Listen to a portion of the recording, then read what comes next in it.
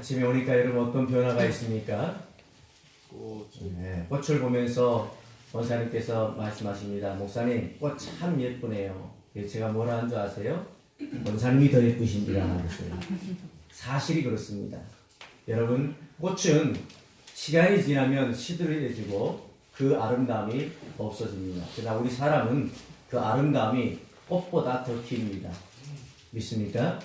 네. 그리고 하나님께서 직접 우리에게 말씀하십니다. 내가 너희로 인하여 기쁨을 이기지 못하게 하시며, 여러분 우리가 얼마나 아름다운지 하나님도 우리를 향하여 기쁨을 이기지 못하게 하신다고 말씀하십니다. 그런 존귀한 존재가 우리 성도님들 믿습니다. 그런 우리 성도에게 하나님께서 은혜를 베풀어 주셨습니다. 구속의 은혜를 베풀어 주셨습니다. 이 크고 놀라운 은혜를 베풀어 주셨는데, 오늘 하나님 앞에 우리가 보여드려야 될 삶의 태도가 무엇이 되어야 될까요? 바로 충성된 삶의 자세입니다.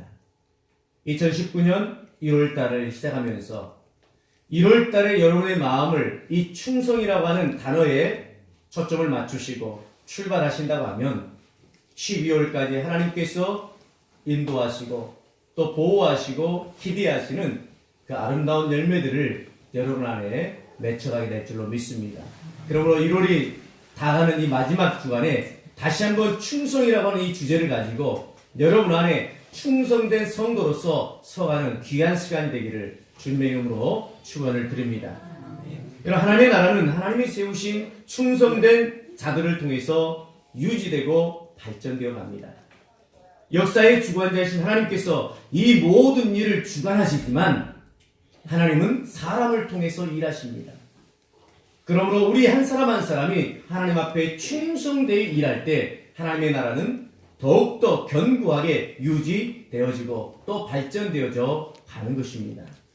오늘 함께 본 말씀 에서 2장을 통해서 그러면 충성된 자는 하나님께서 어떻게 준비시키시는가?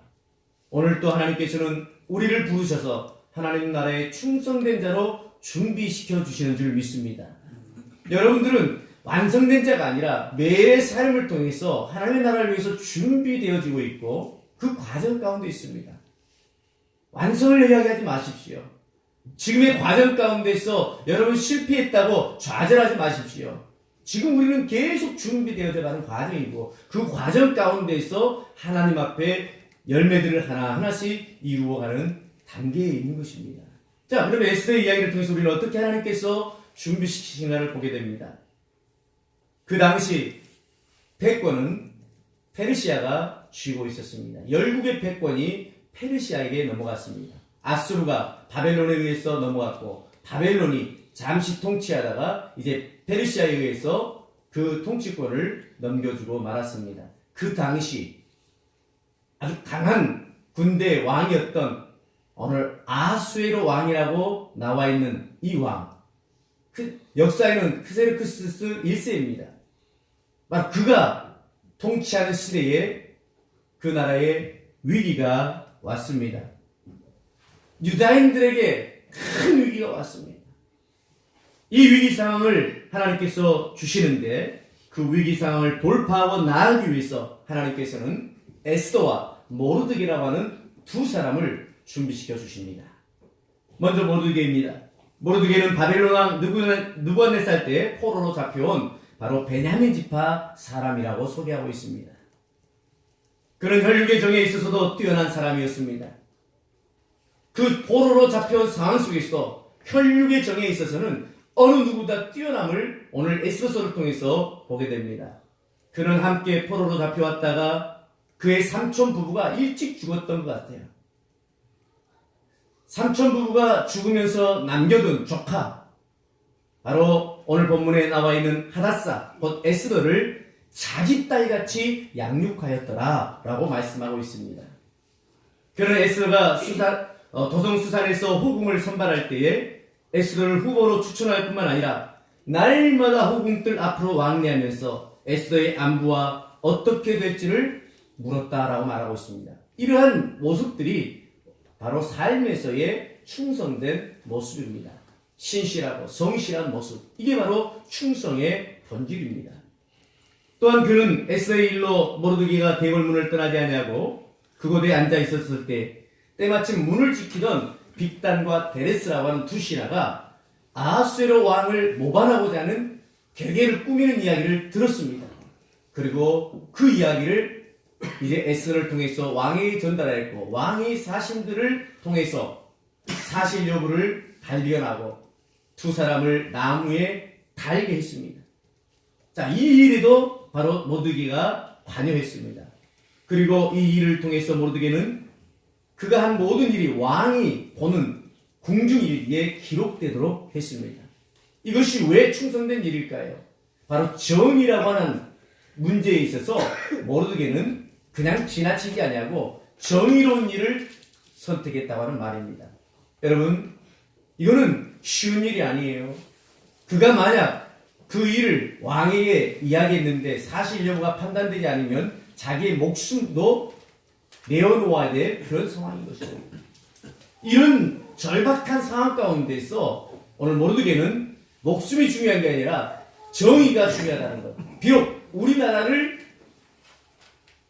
잡고 있고 포로로 잡고 있는 타국의 왕이지만 그 왕의 목숨을 앗아가고자 하는 불순한 세력에 대해서 이제 알려주는 사건이기 때문에 더욱 그렇습니다. 우리 같으면 어떤 생각을 할까요? 그래, 적국의 왕 죽이는 일 가만 놔두면 저 두 사람이 모반하여서 죽이면 우리가 살 길이 생기지 않겠는가? 이런 생각도 할 수 있을 거예요.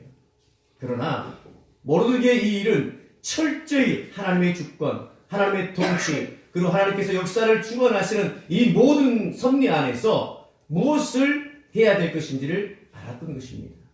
이런 모습들이 모르드게에 있어서의 충성스러운 모습입니다. 뿐만 아니죠. 민족이 위기에 처했을 때, 즉 하만의 계략에 의해서 유다인이 멸절될 위기에 처했을 때 그는 어떤 선택을 합니까? 자기의 옷을 찢고 굵은 베옷을 입고 죄를 뒤집어 쓰면서 이제 하나님 앞에 기도하는 그 삶을 선택했습니다. 민족의 위기 앞에 나 몰라라 하지 아니하고 그것을 돌파하기 위해서 자신부터 죄를 뒤집어 쓰고 베옷을 입고 금식하며 기도하는 이런 모습들은 바로 우리가 본받아야 될 충성스러운 삶의 모습인 것입니다. 이런 충성스러운 사람을 하나님께서 준비시켜 주셨습니다. 두 번째 모르드게 에스더입니다. 에스더는 페르시아 언어입니다. 페르시아 말로 별이라는 뜻입니다. 에스트라라고 하는 이 단어에서 유래되었는데 바로 에스더, 별이라는 뜻인데 이 에스더가 원래 유대인으로서 가지고 있는 이름은 하닷사입니다. 이 하닷사라고 하는 것은 아름다운 나무라는 뜻의 의미를 가지고 있습니다. 자, 하나님께서는 페르시아 왕 와스디를 폐위시킵니다. 어떻게 보면 페르시아의 위기죠. 이 위기를 돌파하는 방법으로서 이 위기 가운데서도 하나님께서는 충성스러운 사람을 준비시켜 가시는 모습을 에스더의 이야기를 통해서 보여주고 있습니다. 이제 왕 에스더가 폐위되고 와스디가 폐위되고 에스더를 그 나라의 후궁으로 준비시키는 하나님. 그 에스더를 보면 용모가 곱고 아리따웠다 했습니다. 뿐만 아니라 왕이 모든 여자보다 에스더를 더 사랑하므로 그가 모든 처녀보다 왕 앞에 더 은총을 입었습니다. 왕이 그의 머리에 관을 씌우고 와스디를 대신하여 왕으로 삼았습니다. 자, 이 정도 되면 자신이 가지고 있는 부와 귀와 명예를 가지고 안주할 수도 있지만 왕후가 된 에스더는 나라가 위기에 처했을 때 자신의 목숨을 아끼지 아니하였습니다. 그리고 나라를 구하기 위해서 죽으면 죽으리라는 마음을 가지고 하나님 앞에 기도하며 나아갔습니다. 이것이 바로 충성스러운 모습입니다.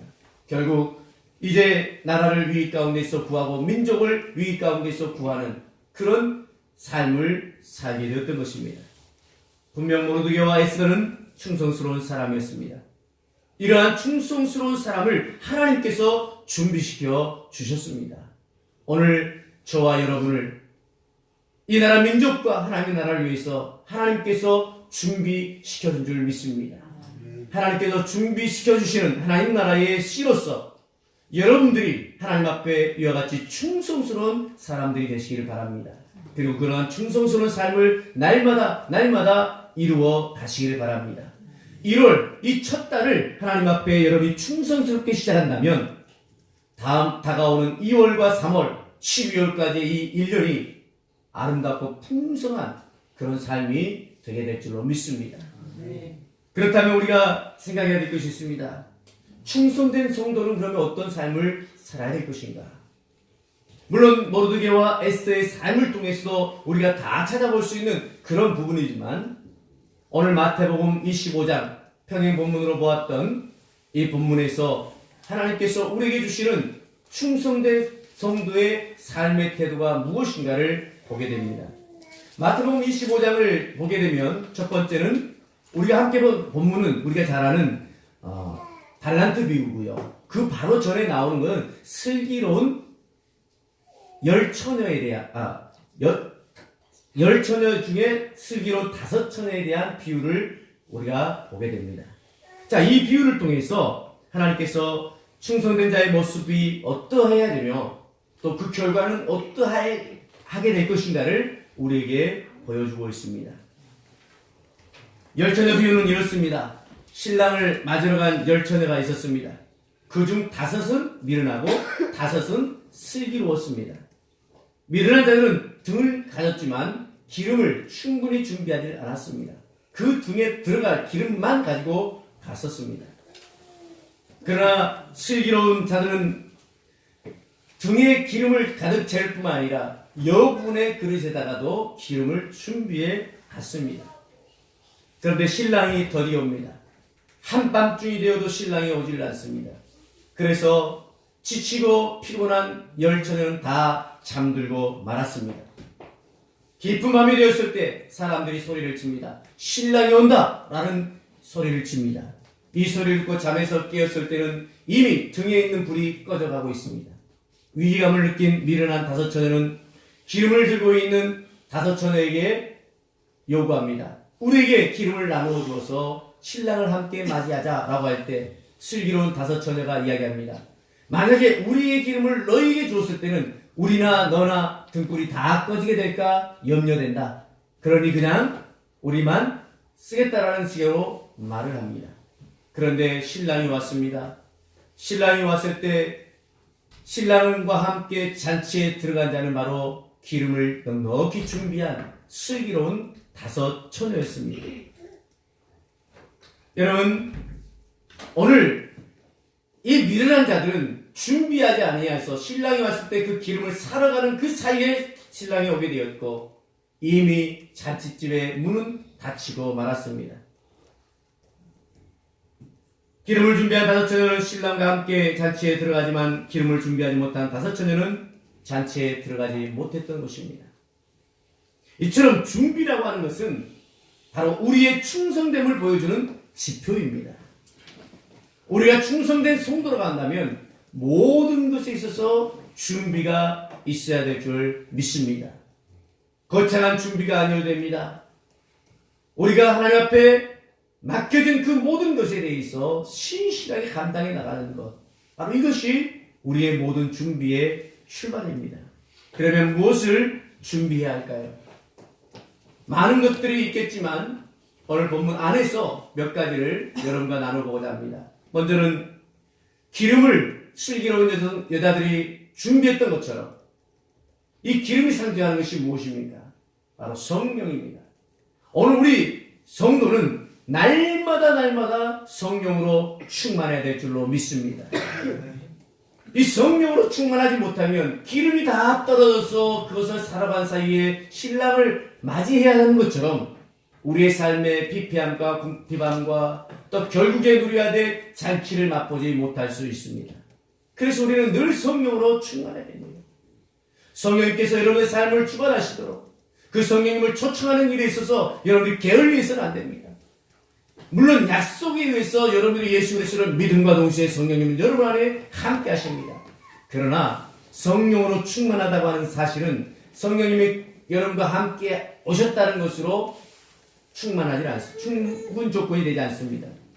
바로 성령님 앞에 나의 삶을 드리고 성령님이 나의 삶을 다스리도록 하는가에 바로 성령 충만의 핵심이 있습니다. 어떤 물질적으로 양적으로 채워지는 의미로서의 성령 충만이 아닙니다. 여러분, 성령님은 온 우주에 충만하신 분이기 때문에 이미 우리와 함께 하시다고 할 때 그 충만함은 우리가 말로 표현할 수 없는 그 충만함 가운데 계십니다. 그렇다면 성령으로 충만하라 라고 할 때의 충만은 그런 어떤 의미를 가지고 있냐면 양적 의미로 충만이 아닙니다. 바로 그분의 다스림 가운데 있는가, 그분의 통치 가운데 있는가에 의한 결정인 것입니다. 나의 의지, 나의 생각대로 사는 것이 아니라 성령님께서 내 삶을 주관하시도록 열어두시는 것이고 성령님께서 인도하심 따라서 순종해 가는 것입니다. 이러한 삶으로 여러분께서 충만할 수 있기를 바랍니다. 그리할 때 여러분들의 삶은 실패가 없습니다. 그리할 때 여러분의 삶은 성령과 더불어 행복한 삶을 누리게 될 줄 믿습니다. 두 번째로 우리가 준비해야 되는 것이 있습니다. 바로 신랑 되신 예수님이 다시 오심을 준비해야 됩니다. 오늘 미련한 다섯 처녀는 신랑이 왔음에도 불구하고 그 잔치에 들어가지는 못했습니다. 우리가 예수 그리스도를 믿는다고 해서 구원을 확증받았다고 해서 우리의 삶을 그저 막 살아서는 안 됩니다. 주님이 오실 때 여러분 최후의 심판은 아니지만 우리도 역시 심판대 앞에 선다는 사실을 기억하시길 바랍니다. 그래서 우리가 어떻게 살았는지 주님께서는 계산하실 것입니다. 영생과 영벌에 대한 심판이 아닌 우리의 삶을 어떻게 살았는가에 대한 심판을 신랑 되신 주님께서 다시 오실 때 하실 텐데 그 오심을 우리가 긴박하게 맞이하는 것이 아니라 기쁨으로 여유 있게 맞이할 수 있는, 그래서 주님 오심을 준비하는 우리 모든 성도가 되시기를 바랍니다. 세 번째로 우리가 준비해야 될 것이 있습니다. 바로 사단의 공격을 방어할 말씀입니다. 전신갑주에 대한 이야기를 사도 바울이 하면서 공격력 무기로 오로지 한 가지를 말씀했습니다. 그건 바로 성령의 검입니다. 이 성령의 검은 하나님의 말씀입니다. 우리 성도가 말씀을 가지지 않으면 사단의 공격 앞에 속수무책으로 넘어지고 맙니다. 여러분 어려움이 있을 때, 위기가 왔을 때 여러분을 살릴 수 있는 것은 하나님의 말씀인 줄 믿습니다. 말씀을 생각하고 일어서시기 바랍니다. 사람의 어떤 조언이라든지 사람의 지혜가 아니라 하나님의 말씀을 가지고 일어서시길 바랍니다. 여러분 매주 한 구절씩 우리가 암송을 하는데 이 암송의 능력이 지금 당장에 나타나는 것이 아니라 이 말씀이 위기를 만났을 때 말씀의 능력이 여러분 안에서 드러나게 될 줄로 믿습니다. 위기를 만났는데 하나님의 말씀이 없어요. 그러면 우리는 정말 비참함에 들어갑니다. 그러나 말씀을 가지고 있는 성도는 그 위기 앞에서도 당당히 하나님의 말씀으로 일어서게 될 줄로 믿습니다. 이번 주 외운 말씀 가운데 예수 그리스도에 대한 하나님의 계시가 있습니다. 무엇이었죠? 이는 내 사랑하는 아들이요 내 기뻐하는 자라. 여러분께서 사단이 와서 예수 그리스도에 대한 믿음을 흔들어 놓을 때 여러분이 이렇게 고백하는 거예요. 예수님은 하나님의 아들이시요 하나님의 기뻐하시는 자입니다.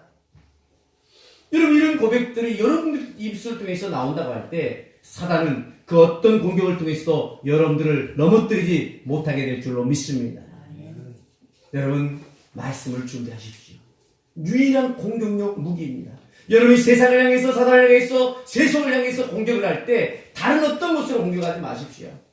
세상 지식으로 공격하려고 생각하지 마십시오. 여러분보다 뛰어난 지식인들이 많습니다. 얄팍한 경험을 가지고 이야기하려고 하지 마세요. 여러분보다 더 풍성한 경험이 많은 사람이 많습니다. 그러나 하나님의 말씀으로 공격할 때는 여러분이 승리할 줄로 믿습니다. 그 어느 누구도 이 말씀에 대해서는 반박을 못하는 겁니다. 하나님의 말씀이요, 진리의 말씀, 영생의 말씀이기 때문에 그렇습니다. 여러분, 우리는 이처럼 성령으로 충만함으로 준비하고 다시 오심을 준비하시고 말씀을 준비하는 성도가 되시기를 바랍니다. 두 번째로 충성된 성도는 깨어 있습니다. 잔치에 들어가지 못한 처녀들이 와서 말합니다. 주여 주여 우리에게 열어주소서. 그때 주님께서는 뭐라고 말씀하십니까? 너희를 알지 못하노라. 너희를 알지 못하노라. 여러분, 미련한 다섯 처녀가 왔을 때 주여 주여 외치지만 주님은 너희를 알지 못한다라고 단호하게 말씀하십니다. 여러분, 주님이 여러분들을 기쁨으로 어서와라 맞이할 수 있는 성도 되시길 바랍니다. 내가 너희를 알지 못한다는 말을 들을 때 얼마나 처참하겠습니까? 얼마나 처참하겠습니까? 오늘 깨어있다고 하는 것은 충성된 자의 중요한 태도입니다. 여러분, 성을 지키는 자가 만약 깨어있지 않고 존다고 생각해 보세요. 그 조는 틈에 적군이 쳐들어왔을 때 성은 곧바로 함락되고 말 것입니다. 이처럼 깨어있다고 하는 것은 아주 중요한 거예요. 오늘 성도로서 깨어있다고 하는 것은 주님의 말씀으로 이 시대를 분별하는 것입니다. 앞에서 말씀드린 것처럼 우리가 이 시대를 살아가며 있어서 이 시대를 분별하고 이 시대를 공격하는 방법은요, 우리 지식과 경험이 아니에요. 바로 하나님의 말씀이 되어야 될 줄로 믿습니다. 여러분이 어떤 하나님으로부터의 음성을 듣고 감동을 받았을 때 그 모든 것을 분별하는 기준, 이것이 정말 하나님께서 내게 주신 말씀인가, 내게 주신 음성인가라고 하는 것을 분별하는 것은 여러분의 경험과 지식이 아니에요. 선입견도 아닙니다. 바로 하나님의 말씀이 되어야 될 줄 믿습니다. 오늘 성도의 판단 기준으로서의 하나님 말씀은 너무나 중요합니다.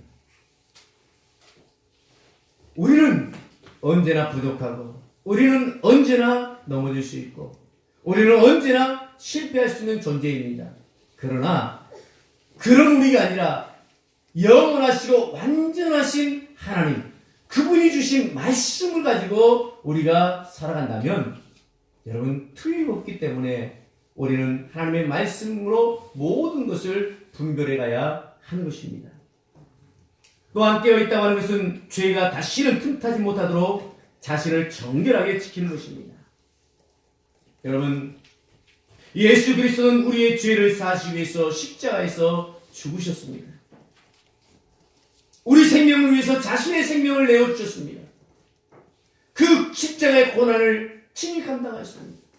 그런데 우리가 죄와 타협한다고 한다면, 또다시 우리가 죄 가운데 있다고 한다면 그 예수 그리스도를 다시 십자가에 못 박는 것이 되는 것입니다. 그러므로 깨어있음으로 우리가 하나님께 충성된 성도임을 보일 수 있기를 바랍니다. 또한 충성된 성도는 즉각적인 실행력이 있습니다. 이 말은 다른 말로 하면 우리가 익숙한 말이 있죠. 즉각적 순종이라는 말입니다. 즉각적 순종이라고 하는 것에는 실행력까지를 말합니다. 수긍, 네 알겠습니다, 이게 아니에요. 행동으로까지 나타나는 거예요. 그게 순종의 모습이에요. 오늘 즉각적 순종의 삶을 사는 성도는 자신의 형편에 대해서 핑계하지를 않습니다. 슬기로 다섯 처녀 이야기 다음 나오는 달란트 비유에 가면 오늘 우리가 함께 읽었죠. 주인이 5달란트, 2달란트, 1달란트를 줍니다. 그런데 5달란트와 2달란트 받았던 자의 태도를 보십시오. 받자마자 어떻게 했다고 했어요? 바로 가서 그것을 장사했다. 그것을. 여기 바로 갔다라고 하는 것, 어떤 계산하지 않았어요. 이 돈으로 내가 무엇을 해서 불리고 이게 아니라 바로 갔어요. 앉아서 책상에서 몇 시간 연구하고 이걸 어떻게 불리고 복리로 할까, 달리 있죠, 그런 거. 네. 이렇게 아니면 어디 다른 데 투자할 것인가. 이게 아니라 바로 갔습니다. 이게 바로 즉각적 실행력입니다. 즉각적 순종이죠. 이렇게 순종하는 성도에게 하나님으로부터의 보상이 있습니다. 25장 21절 23절은 이렇게 말씀합니다. 잘하였도다 착하고 충성된 종아, 네가 작은 일에 충성하였으며 내가 많은 것을 내게 맡기리니 내 주인의 즐거움에 참여할지어다. 할렐루야. 여기 두 가지가 나오죠. 충성된 종에게 많은 것을 맡길 것이다. 그도 하나는 주인의 즐거움에 참여할 것이다. 하나님으로부터의 보상이 있습니다. 물론 우리가 이런 보상을 바래서 충성하는 것은 아닙니다.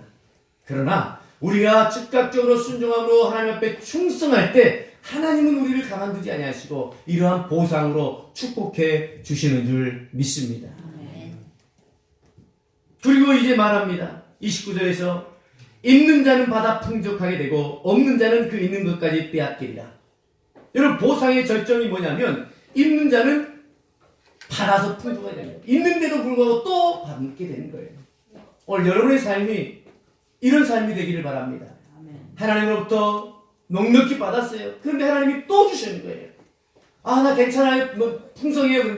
근데도 주시는 거예요. 왜 주실까요? 여기에 이제 우리가 해야 될 일이 있어요. 왜 주셔요? 있는데 내가 쓸 만큼 충분한데 또 주셔요. 뭐 하기 위해서? 뭐 하는 거예요?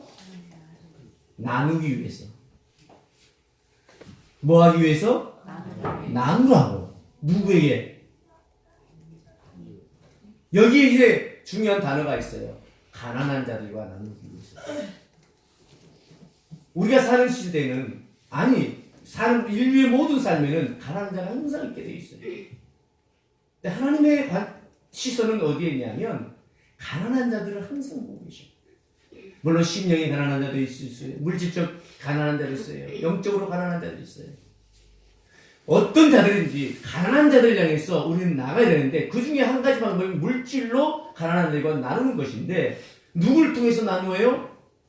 바로 우리를 통해서 나눠요. 근데 우리가 어떠할 때 나눌 수 있는 조건이 되냐면 충성할 때 하나님은 나 있는 것에 더 주셔가지고 나누도록 하는 거예요. 충성치 못한 자들이 주었을 때 그것은 절대 나누어지지 않습니다. 불의한 자들은 자기에게만 자꾸 집중을 하는 거예요. 그래서 창고를 짓죠. 아, 오늘 밤 내가 창고를 짓고 오늘 밤 내가 변해지라 할 때 하나님 뭐라고 했어요? 네 생명을 취하면 어떻게 되겠느냐. 이것을 세상 사람들은 모르는 거예요. 한 청년이 볼리비아를 여행을 했습니다. 자신은 볼리비아를 즐기고 볼리비아를 느끼기 위해서 갔습니다. 그리고 그 아름다운 광경에 취해서 볼리비아를 잘 보고 있는데 어느 산골 마을에 갔습니다. 그런데 너무나 아름다운 광경과는 다르게 아이들이 교육도 받지 못하고 학교도 없고 사람들은 의료 혜택도 받지 못하는 이 상황을 보고서 충격을 받았습니다. 나는 한국에서 와서 이렇게 여행을 하는데 아름다운 나라에서 사람도 아름답게 사는 줄 알았는데 이렇게 가난하게 사는 사람이 있구나. 그래서 그때부터 이 청년이 꽃거지가 되었습니다. 한국에 와서 사람들에게, 지인들에게 100원만 주십시오. 100원으로 학교를 짓겠습니다. 사람들이 다 웃었어요. 아니 무슨 학교를 짓는데 100원으로 짓느냐. 아니 1000원짜리도 안 되는데 100원만 주십시오. 100원짜리 모아가지고 지금 볼리비아에 학교를 세웠습니다. 안 놀라시네. 병원도 세웠습니다. 안 놀라시네. 스리랑카에 또 학교를 세웠습니다. 재작년에 법인을 만들었어요. 코인트리라고 하는. 이게 목사가 하고 사회 저명인사가 하고 돈 가진 사람이 한 게 아니에요. 청년 한 사람이 그 땅의 열악한 상황을 보고서 주신 감동을 가지고 시작한 일입니다. 그런데 다른 구호단체에서 몇만 원씩 모으는 이런 구호를 한 게 아니라 100원짜리 동전만 모은 거예요. 여러분 100원짜리 동전으로 학교가 세운 줄 믿습니다. 100원짜리 동전으로 병원이 세워졌어요. 자신은 아주 열악하게 살아요. 결혼해가지고 두 부부가 살림이 거의 없는 또돌이 신세로 살아가고 있어요. 그 나라에 가면 아이들이요 매달립니다. 아버지와 같은 거예요. 아버지. 하나님께서 우리에게 물질을 주신 이유가 있습니다. 나누라고. 나누어야 됩니다. 오늘 저와 여러분이 이런 나누는 삶을 살아갈 수 있기를 바랍니다. 우리 소양교회를 꿈꿉니다. 우리 소양교회도 한국모함교회 비전은 결국 나누는 데 있습니다. 전투하고 또 우리가 들어와서는 나누는 거예요. 전투도 역시 하나의 나눔의 방법입니다. 평화를 그쪽에다 갖다 줘야 됩니다. 필요들을 채워줘야 됩니다. 이 모든 것이 한국모함에 포함되어 있습니다. 여러분 그런 아름다운 교회를 꿈꿔보시길 바랍니다. 우리 소양교회가 이 사회와 이 민족 또 열방을 향해서 나눠줄 것이 무엇입니까? 이제는 그러한 것을 꿈꾸며 함께 나아갈 때가 된 것 같습니다.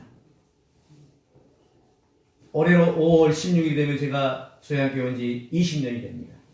그럼 뭔가 이제 우리가 하나님 앞에 또 이루어야 될 일이 있어야 되지 않겠습니까? 저와 여러분이 함께한 세월이 20년이에요. 놀라지도 않으시네.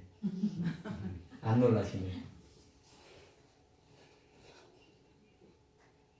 여러분 가진다고 행복이 아니에요. 가지는 것이 다 행복이 아니에요. 나눌 때 행복이 더 커지는 줄 믿습니다. 그래서 우리는요 하나님 앞에 충성되이 살아갑니다. 그리고 하나님은 충성된 우리에게 뭐예요? 주시는 거예요. 더 주시는 거예요. 그러면 우리는 그 주신 걸 통해서 또 충성되이 나누어 주는 거예요. 여러분의 달란트도 나눠주고 여러분의 지식도 나누어주고 여러분들의 물질도 나눠주고 아멘도 안 나와요? 다 나눠주시길 바랍니다. 나눠줘야 돼요. 그것이 하나님께서 원하시는 방법입니다. 여러분 저를 위해서 기도해 줄 것이 있습니다. 맥체인 이제 그 묵상 책으로 내기 위해서 이제 편집 작업 이제 그것을 여러분들이 매일 보내주는 것은 성경 구절이 있잖아요. 근데 그 주제에 따라서 설명하고 성경 구절은 빼고 그냥 이렇게 살을 붙여가지고 또 지금 쓰고 있어요. 출판사 장로님이 전화 와서 목사님 1, 2월치 거를 빨리 좀 보내주세요. 갑자기 전화가 왔어요. 그래서 저는 1년 동안 천천히 하려고 그랬는데 뭐 2달치 거를 계속 미리미리 해서 이렇게 낸다는 거예요. 근데 여러분 이거 제가 돈 안 받고 하잖아요. 책을 출판하면요 저작권료가 있어요.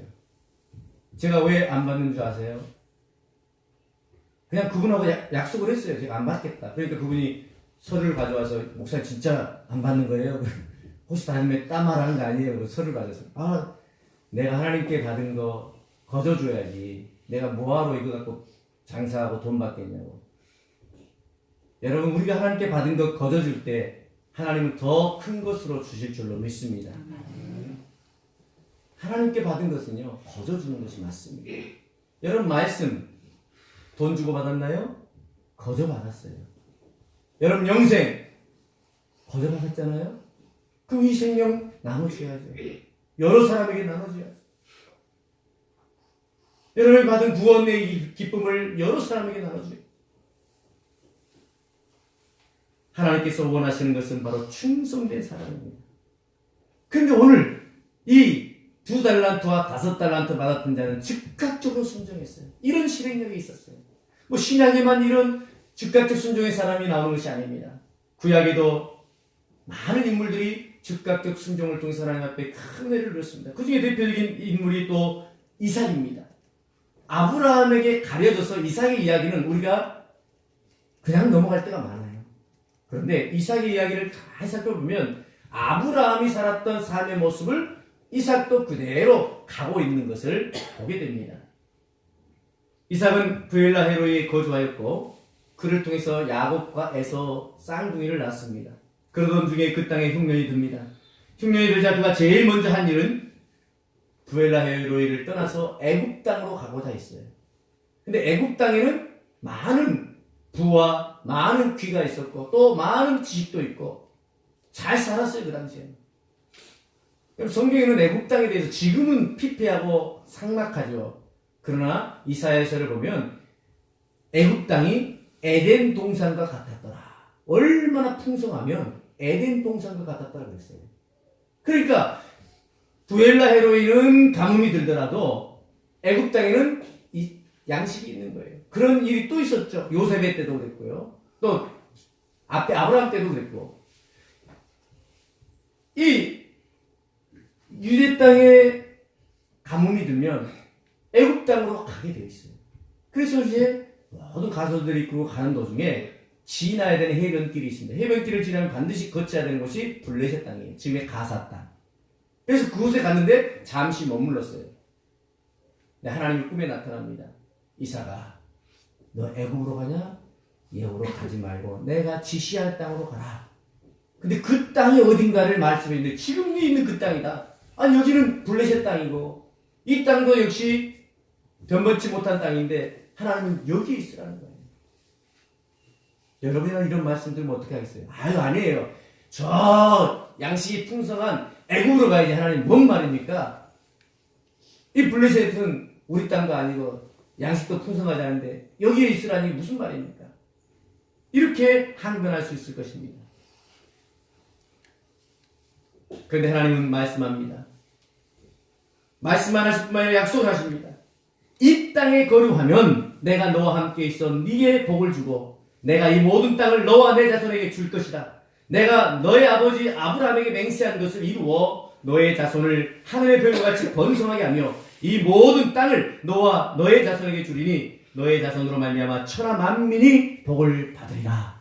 이 약속을 하나님께서 이삭에게 주십니다. 여기서 우리가 발견하게 된 것이 있습니다. 세상적 기준으로 부와 귀가 있는 애굽이 아니라 그 도중에 있는 블레셋에 거주한다 할지라도 하나님이 말씀하시면 하나님이 지시하는 땅에 거주해야 한다는 것입니다. 내가 그려놓은 목표가 저 멀리 있는데 그곳에 가는 것이 아니라 하나님께서 다른 것을 명령할 때 여러분 그곳에 가서 거주할 수 있는 순종함이 있어야 한다는 말입니다. 이것이 바로 충성된 모습입니다. 말씀하시는 분이 누구입니까? 하나님이시기 때문에 말씀하시는 하나님의 말씀에 순종하는 것, 이것이 우리가 선택해야 될 충성된 자세인 것입니다. 이삭은 말씀에 즉각적으로 순종할 뿐만 아니라 그 땅에서, 그 땅이 어디예요? 블레셋 땅이에요. 하나님께서 내게 지시할 땅이라고 말씀했던 그 땅입니다. 그 땅에서 농사를 했습니다. 여러분 농사를 했다라고 성경은 그냥 지나가지만 여기에 들어있는 의미가 많이 있어요. 여러분 농사는 하루 만에 한 달 만에 결실을 볼 수 있는 것이 아니에요. 1년이에요. 1년. 거의 1년 보통 6개월 이상의 기간을 거쳐야만이 열매를 볼 수 있어요. 그러니까 농사를 했다고 하는 것은 그 땅을 떠나지 않냐고 하나님 말씀 앞에 순종했다고 하는 것을 보여준 것입니다. 어디에서? 그 땅에서. 그래서 성경은 이렇게 기록하고 있어요. 그 땅에 농사했더니 그 땅에서 몇 배를? 100배를 얻었더라. 할렐루야. 내가 하면 번전치기일 수 있지만 하나님의 말씀에 순종하여 나갔더니 100배가 이루어진 줄 믿습니다. 애굽 땅, 인간적 생각으로 풍성한 애굽 땅이 아니더라도 하나님이 지시한 땅, 그곳에서 순종함으로 농사하였더니 100배가 된 거예요. 여러분의 삶이 그와 같이 되기를 바랍니다. 아니, 이제는 100배가 문제가 아니에요. 몇 배까지? 믿음대로 될지어다. 이럴 때 좀 크게 불러야지. 겨우 200 불러. 나는 한 10,000배, 10,000,000배 부를 줄 알았거든. 근데 여기 한 가지 또 놀라운 것이 있습니다. 이삭이요, 농사만 한 게 아니에요. 전통을 새롭게 세워나갑니다. 어떤 전통입니까? 그 땅, 내가 지시할 땅이라고 하나님께 말씀하신 그 땅은요, 이전에 아브라함이 한번 거주해가지고 그곳에 거주할 때 우물을 많이 봤었어요. 그런데 그 우물이 막혀버리고 말았어요. 어떤 이유에서인지 막혔어요. 막힌다면 그 자연 환경으로 볼 때 어떻게 막혔겠어요? 나뭇가지가 들어갔고 돌이 들어갔고 해서 막힌 거예요.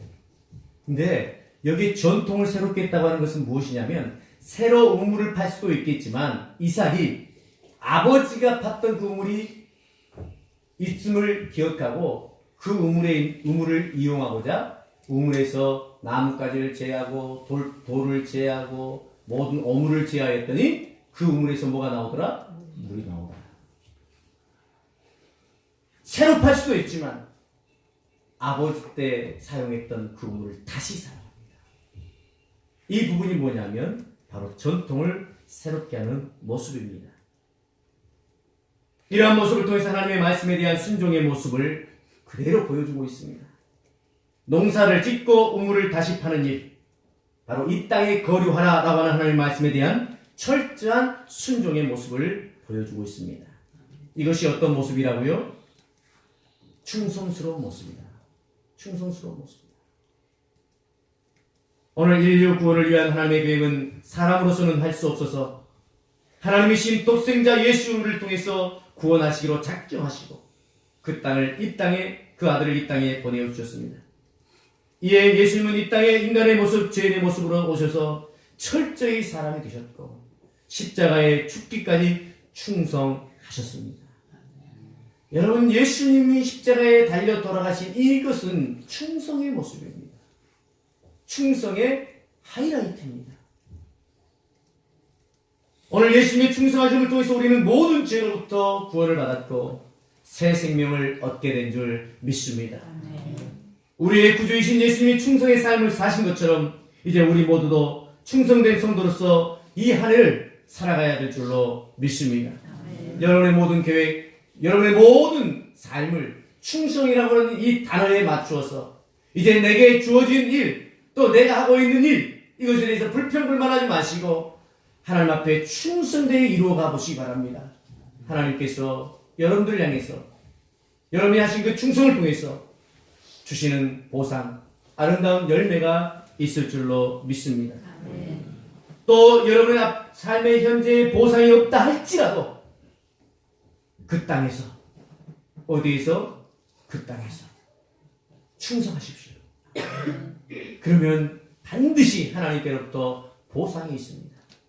지금이 없다고 해서 포기하거나 낙심하지 마십시오.